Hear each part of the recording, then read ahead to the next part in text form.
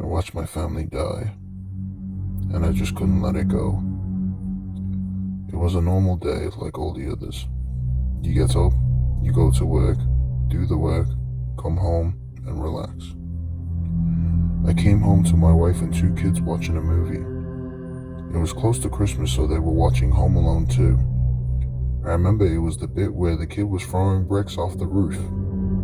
I saw that they ordered food, so I decided to sit down and watch the movie with them. The movie finished. The kids were asleep, and so me and my wife put them to bed and went to sleep ourselves. I heard noises coming from downstairs. As I checked the clock, I saw that it was 2:56 in the morning. I look over and my wife was next to me, so I knew it wasn't her. And my kids were the ages of 7 and 9, so they were definitely in bed. I wake up my wife and tell her to grab the phone, and to call the police when I say so.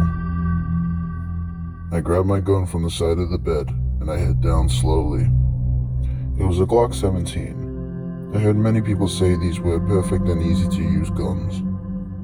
As I'm going down the stairs, I slowly see two figures looking through our cabinets. I loaded my gun and told them to put their hands up.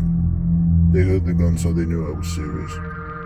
I shouted up the stairs for my wife to call the police, but a third guy came around the corner and hit me in the back of the head. I fell down instantly. My vision was blurry. I heard screaming coming from upstairs. I turned my head over and I saw them dragging my wife and kids downstairs. My heart sunk. The cries from my family gave me shivers. Anger rushed through me. I could feel the adrenaline in my body. I stood up and I punched one of the guys out cold. As I turned around, he swung his bat at me. I couldn't feel it. The only thing I wanted to do was kill them. They both grabbed me and struggled to put me on the ground. I slowly felt the adrenaline wear off and panic started rushing to me.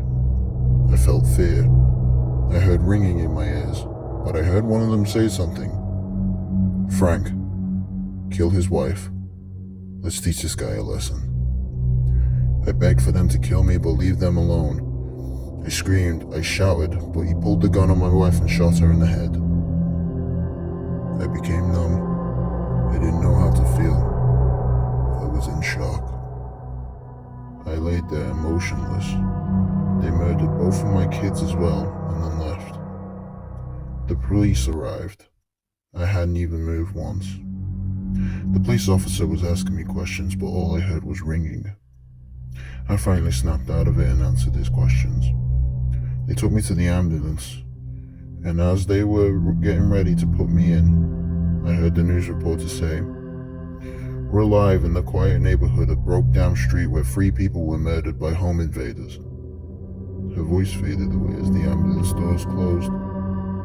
She was wrong about 3 people dying that night, because when they were killed, I felt like I died with them.